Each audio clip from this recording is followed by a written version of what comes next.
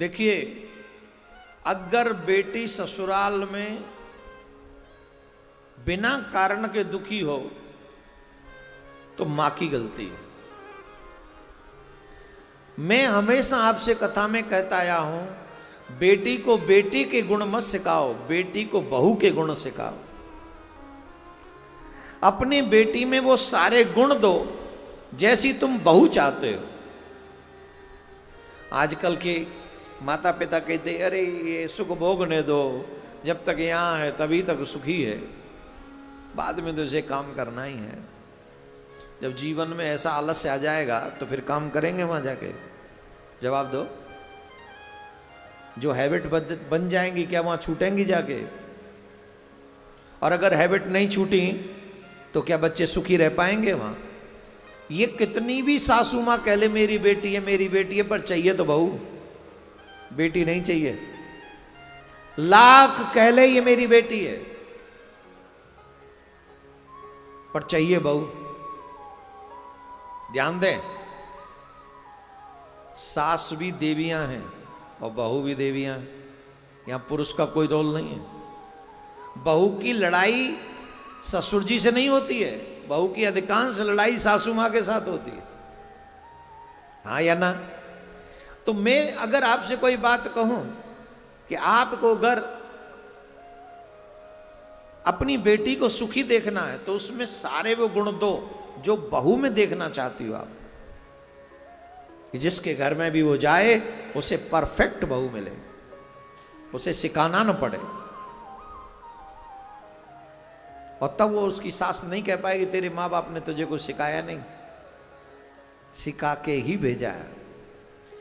मां सुनैना ने राजकुमारी सीता जी को भी बहुत सारे गुण सिखाए। ये भी कहा कि तुम यहां बेटी हो पर वहां तुम जो है बहू हो।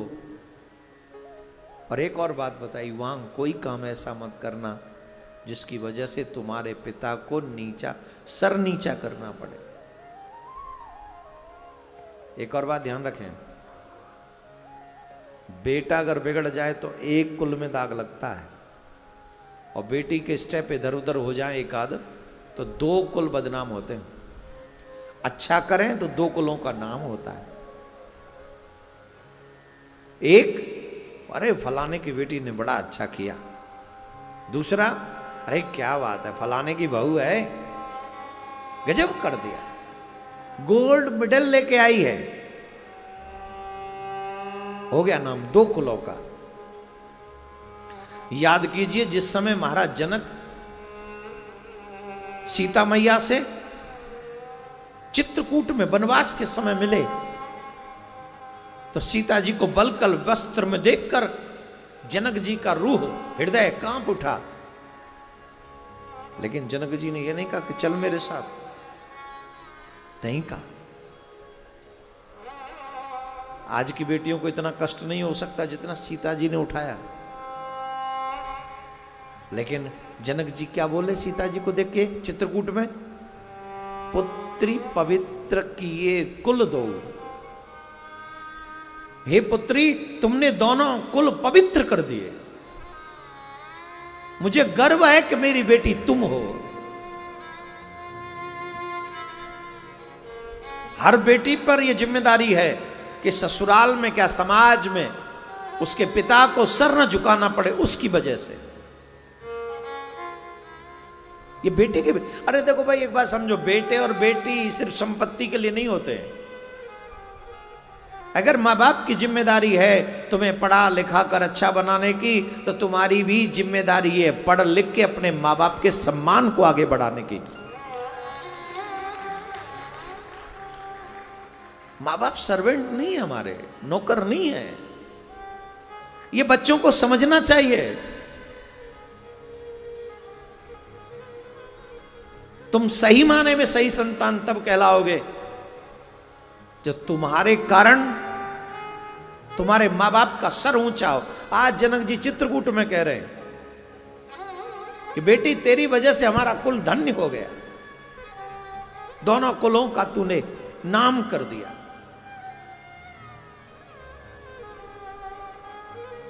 और आजकल के मॉडर्न बच्चे क्या कहते हैं?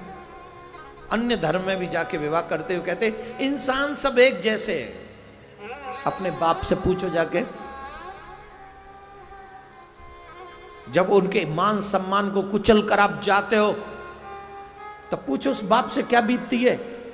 तुम्हारे लिए इंसान यहां इंसान धर्म आ गया, मानव धर्म दिखाते हो यहां पे। अपने स्वार्थ, अपनी वासनाओं को पूर्ण करने के लिए अपने माँ बाप के सम्मान को कुचल के तब मानव धर्म है। तो मानव धर्म बाप के लिए कहां गया, माँ के लिए कहां गया? जो माँ तकिया में छुपा छुपा के अपना सर रोएगी वो मानव नहीं है? जिस बाप ने तुम्हें उंगली पकड़ के पैदल चलना सिखाया वो बाप समाज में अब सर नहीं उठा सकेगा, वो मानव नहीं है? उसका कोई स्थान नहीं है समाज में? मैं युवाओं से कहना चाहूंगा, किसी भी कारण से आप सेल्फिश मत बनिए, सिर्फ अपने बारे में मत सोचिए। बेटा हो या बेटी, माँ बाप का सम्मान बढ़ाने से ही सपूत कहलाते हैं। बेटा हो या बेटी, माँ बाप का सम्मान गिराने वाले सपूत नहीं होते, कपूत ही होते हैं। इसलिए रामचरितमानस पढ़ना चाहिए।